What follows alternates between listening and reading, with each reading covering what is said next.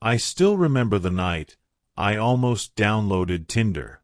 My thumb was hovering over the install button while my boyfriend was asleep right beside me.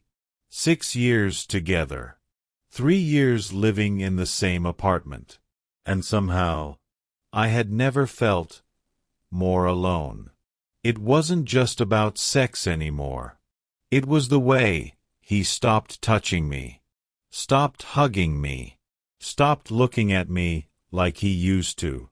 The kisses became routine, quick, empty, mechanical, like checking a box before leaving for work. And the worst part? Every single time I asked him what was wrong, he'd look me dead in the eyes and say, "Baby, it's not you." But after hearing that for 2 years straight, I started wondering if he was lying. Because people don't just stop wanting someone overnight, right? So eventually, my mind went somewhere dark. Was he cheating? Was there someone else? Or was the truth somehow even worse? And honestly, when I finally discovered what was really happening, I almost wished it had been cheating instead. My name's Ava, and I'm 25 now. And this story happened over the course of about 2 years.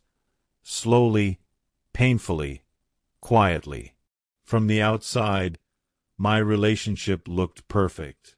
We never screamed at each other, and we never had toxic fights. Never broke up and got back together every month. My boyfriend, Ethan, was calm, kind, and dependable. The type of guy everyone said was husband material. And honestly, he was. That's what made everything so confusing. Because when someone treats you badly, it's easier to leave. But when someone loves you in every way except one, you start questioning your own needs. You start thinking, maybe I'm asking for too much. Maybe I'm selfish. Maybe relationships just become like this eventually. But deep down, I knew something was wrong. And every month that passed without intimacy, without affection, without feeling desired, it chipped away at me, little by little, until eventually, I didn't recognize myself anymore. When Ethan and I first got together, we were inseparable. We met at a mutual friend's birthday party when we were 19. I remember laughing so hard that night, my stomach hurt. He wasn't flashy or overly confident, but he listened, like, really listened. When I talked, he looked directly at me, like my words mattered. And in the beginning, our physical connection was amazing. Ironically, I was usually the one initiating. I've always been more physically affectionate, more touchy. I loved cuddling, long kisses, lazy Sundays in bed. And back then, he responded so naturally.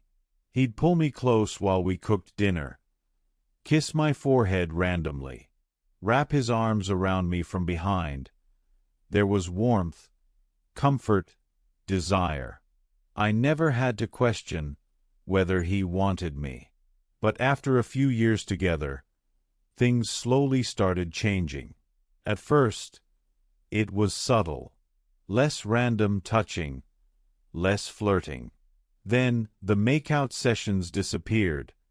Then the long hugs. Then intimacy became scheduled almost, predictable, rare, once a month, sometimes less. At first, I told myself it was normal. The honeymoon phase ends for everybody, right? That's what everyone says. But something inside me kept whispering, this feels different. Because it wasn't just sex disappearing, it was closeness. And that terrified me more. I think the first time I truly panicked was after my birthday dinner. Ethan had taken me out to this little Italian restaurant I loved. Candles, wine, dessert. He held my hand across the table. Everything felt good again. I remember thinking, okay, maybe we're reconnecting. When we got home, I even shaved, put on matching lingerie, the whole thing. I was nervous, excited. Like maybe this was finally the night we'd feel like us again. But when I walked into the bedroom, he was already in sweatpants, scrolling on his phone. I climbed onto the bed beside him and kissed his neck. Softly, slowly. Usually, he'd smile at least, touch my waist, something. Instead, he froze. Not aggressively, not annoyed. Just tense. Like his body didn't know how to respond anymore. I tried joking. Wow, tough crowd tonight. He forced a little laugh. Then he said the words I'd started hearing constantly. I'm just tired, babe. Tired. Always tired. School stress, assignments, deadlines. And logically, I understood that. He really was under pressure. But emotionally, it still hurt. Because stressed people still hug you, still kiss you, still make you feel wanted. Right?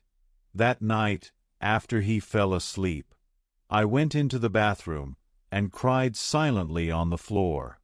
I remember staring at myself in the mirror, wondering, what changed about me? Was I less attractive now? Had I gained weight? Was he bored? Did he secretly regret being with me? And once those thoughts start, they spread like poison. Over time, I became obsessed with looking for answers. Not in a crazy stalking way. At first, just noticing things, patterns, and little moments. Like how he'd angle his phone away, sometimes. Or how distant he became whenever intimacy came up. Every conversation about it ended the same way. I'm trying. It's stress. It's not you. But nothing changed. Weeks turned into months. Eventually, I stopped initiating completely. Partly because I wanted to give him space. But honestly, mostly because rejection was destroying me. There's something uniquely painful about being rejected by the person you love, especially repeatedly. After enough times, you stop feeling sexy. You stop feeling confident. You start feeling embarrassing. One night, my friend Mia came over for wine. I didn't even mean to tell her everything. But after my second glass, it all came pouring out. I don't think he wants me anymore. She frowned immediately. What do you mean? I laughed awkwardly. We haven't had sex in months. Her expression changed. Months. I nodded. And honestly, it's not even the sex anymore. He barely touches me. She got quiet after that. Then she asked the question I'd been avoiding. Do you think he's cheating? And there it was, the fear out loud. I immediately defended him. No, Ethan wouldn't do that. But even while saying it, my stomach twisted. Because if it wasn't cheating, then what was it? A few nights later, I did something I'm not proud of. Ethan had fallen asleep on the couch while studying. His laptop was still open. And for the first time in 6 years, I looked. My heart was pounding so hard. I could barely breathe. I expected to find messages. Another girl. Something. Anything. Instead, I found something completely different. A private browser history, filled with porn. Hundreds of tabs. Dates. Times. Sometimes, multiple times a day. And suddenly, everything inside me went cold. Because the issue wasn't that he had no desire. It was that, somehow, he didn't want me. I barely slept that night. I just sat in bed, staring at the ceiling, while Ethan slept beside me peacefully. Meanwhile, my chest felt like it was caving in. I kept replaying everything, every rejection, every excuse. Every moment I cried in the bathroom, wondering what was wrong with me, while he was secretly watching porn, almost daily. By morning, I was shaking. When he woke up, he immediately noticed my face. "What's wrong?" I remember laughing, not because anything was funny, but because I genuinely couldn't believe we were about to have this conversation. "I know." His forehead wrinkled. "What?" "The porn." Silenced. Real silence. The kind that changes a relationship forever. His face lost all color, and in that moment, I knew. Not because of the porn itself, but because of the shame on his face. He sat down, slowly. "I can explain." "Then explain." My voice cracked immediately. "Because I've spent 2 years thinking I wasn't enough for you." He buried his face in his hands. "I never wanted you to feel like that. But I did." I started crying then. Hard. Ugly. Crying. "I begged you to talk to me. I asked you over and over. What was wrong?" "I know." "You kept saying it wasn't me." "It wasn't." "Then why won't you touch me?"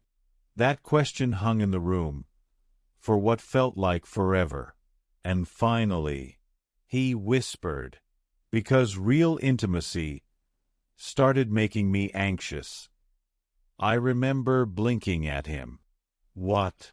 He explained that over the years, stress and porn had slowly rewired the way he dealt with emotions. Porn became easy, predictable, no pressure, no vulnerability, no fear of disappointing someone. But real intimacy, that required emotional presence, connection, pressure he felt every time I initiated, which made him avoid it even more. A vicious cycle. "I didn't know how to fix it," he admitted quietly. "And every time you brought it up, I felt worse." That conversation lasted almost 6 hours. No screaming. No dramatic throwing things moments. Just 2 exhausted people sitting on the bedroom floor crying. And honestly, that somehow hurt more. Because I could see he loved me. That was the worst part. He loved me deeply. But love alone wasn't saving us anymore. Eventually, Ethan admitted something else. Something that shattered me. "There were nights I pretended to be asleep because I knew you might try to cuddle me." That one sentence destroyed me. Not because he meant to hurt me, but because I suddenly realized how lonely we'd both become in the same apartment. He was avoiding intimacy out of anxiety and shame, and I was interpreting that avoidance as rejection and lack of love. So both of us kept suffering silently. I asked him the question I'd secretly been terrified of. Are you even attracted to me anymore? He answered immediately, yes. Too quickly to be fake. But then, he added, I just don't think I know how to connect normally anymore. And honestly, that scared me more than cheating would've. Because cheating has a villain. This was sadness, disconnection, emotional decay, slow, quiet, invisible. The kind that happens while two people still technically love each other. Things didn't magically improve overnight. That's important, because real relationships aren't movie endings. The next few months were messy, awkward, painful. There were nights we talked for hours, and nights we avoided eye contact completely. Ethan eventually started therapy, individually first, then couples counseling later. And I had to face uncomfortable truths too. I realized I had tied my self-worth completely to whether he desired me. Every rejection felt like proof I was failing as a woman, and that wasn't healthy either. One night during therapy, our counselor said something I'll never forget. Intimacy dies in silence, long before relationships end. That hit both of us hard, because silence had become our entire relationship. Not angry silence, polite silence, the dangerous kind. The kind where two people stop being emotionally honest because they're afraid of hurting each other. Over time, small things slowly came back first. Longer hugs, holding hands, laughing again, kissing without pressure afterward. Tiny moments that felt strangely emotional because we'd lost them for so long. But I'm not gonna lie and pretend everything became perfect. There were still setbacks, still insecurities, still nights I wondered if things would ever fully recover. And there was one moment, one really ugly moment, where I almost crossed a line. I downloaded Tinder. I didn't meet anyone, didn't message anyone, but I downloaded it. And when Ethan saw the app on my phone, accidentally, the look on his face crushed me. Not anger, fear, real fear. And for the first time, he understood exactly how close he had come to losing me. We're still together today, but not because love magically fixed everything. We stayed together because we finally stopped hiding from the truth. Here's what I learned through all of this. Loneliness inside a relationship is one of the most painful feelings in the world, because you can't even explain it properly to other people. From the outside, everything looks fine, but inside, you're starving for connection from the one person you want it from most. And if you take anything from my story, let it be this. Problems rarely disappear just because two people love each other. Silence doesn't protect relationships. Avoidance doesn't protect feelings. And intimacy is so much bigger than sex. It's touch, attention, effort, presence. It's feeling chosen every single day. Because the scariest thing isn't fighting constantly. The scariest thing is slowly becoming strangers while lying in the same bed.